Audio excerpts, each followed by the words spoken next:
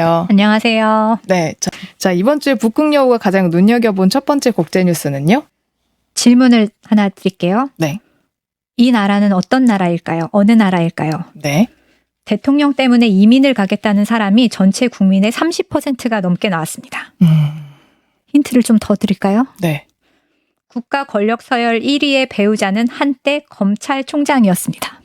1위가 검찰총장이 아니고 네. 배우자가. 네. 네, 모르겠습니다.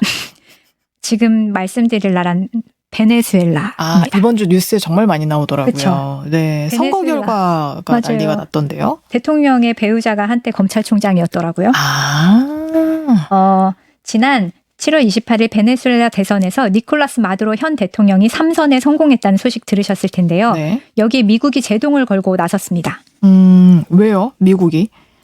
토니 블링컨 미 국무장관이 베네수엘라 대선이 있은 지 사흘이 지난 8월 1일 성명을 냈는데 미 정부 조사에 따르면 베네수엘라 대선에서 야권 후보인 에드문도 곤살레스 우르티아가 가장 많은 표를 얻었다. 승자는 곤살레스 우르티아 후보다.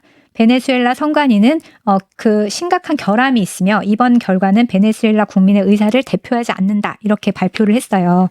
근데 투표 결과 조작을 의심할 수밖에 없는 게 출구조사 결과가 원래 사실 진짜 결과랑 거의 비슷하게 나오잖아요. 네. 근데 출구조사 결과를 보면 곤살레스 후보에게 투표했다가 65%, 마두로 현 대통령에게 표를 줬다는 유권자가 31%.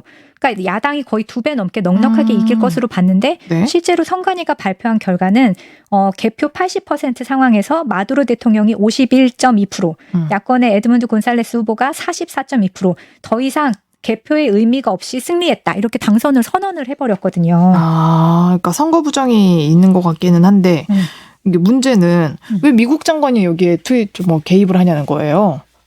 베네수엘라 이제 말씀을 드릴게요. 네. 인구가 2,800만 명인데요. 네. 지난 10년간 아까 조금 전에 인구의 한 30%가 나라를 떠나고 싶어 한다고 했잖아요. 대통령 때문에. 네. 지난 10년간 베네수엘라를 떠난 사람의 수가 780만 명이 넘습니다. 와, 되게 많이 나갔네요. 인구의 4분의 1이 넘는 수가 지난 10년 동안 이민을 나간 건데요. 네. 현재 대한민국 인구가 5천만이 좀 넘잖아요. 네. 그러면 1,300만 명이 그러니까 경기도가 그냥 뚝 떨어져서 이민을 갔다고 생각해 보시면 돼요. 그래서 이런 대규모의 이민은 해당 지역에 전쟁이 나지 않고는 발생하지 않는 정도의 숫자라고 해요. 그래서 실제로 통계를 보니까 지난 10년간 가장 이민을 많이 간 이민자가 많이 발생한 나라가 시리아, 우크라이나 그리고 세 번째가 베네수엘라였습니다. 근데 왜 이렇게들 많이들 이민을 간 거예요? 무슨 일이 벌어지고 있었던 건가요? 혹시 우고 차베스라는 이름 들어보셨어요? 네. 1999년부터 2013년까지 5년 동안 베네수엘라를 이끈 전 대통령이자 포퓰리즘의 대명사로 불리던 인물이죠.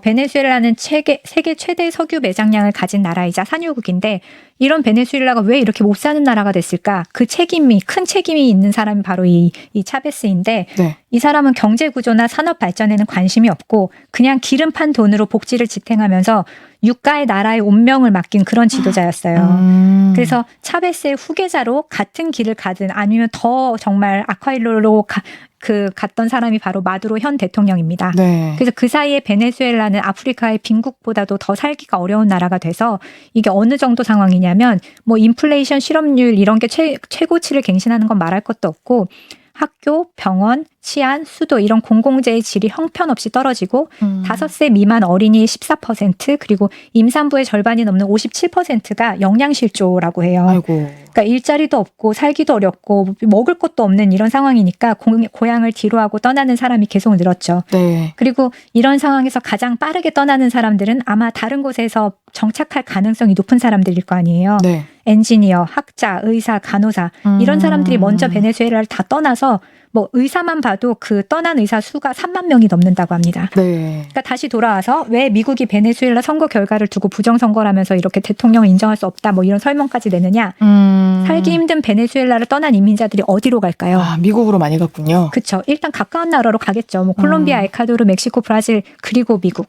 그래서 이 각 나라로 간 인구의 수가 수백만, 뭐 수십만 이렇게 돼요. 그래서 네. 베네수엘라의 내정이 불안하면 베네수엘라를 떠나는 사람, 불법 이민자의 수가 계속 늘 수밖에 없고 아시다시피 이민자 문제는 지금 미국 대선에서 가장 중요한 사안이잖아요. 네. 그러다 보니까 미국이 이렇게 남의 나라 베네수엘라 선거 부정이 있었다면서 이렇게 나서서 발표하는 지경까지 오게 된 거죠. 네. 왜냐? 이미 베네수엘라의 전국이 안정돼야 이민이 줄 테니까요. 네. 그래서 미국이 개입을 하는군요. 네. 네.